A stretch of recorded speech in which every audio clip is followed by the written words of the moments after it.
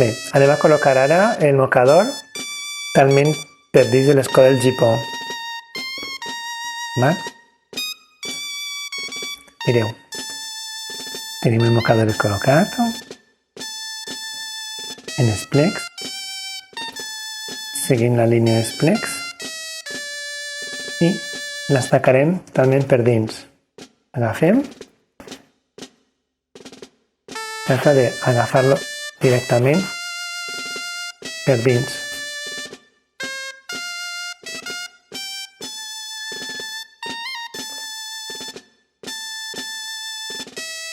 Segueix la línia i el mateix aquesta banda. Veieu? Doble per a no perdre la línia i estaque per dins.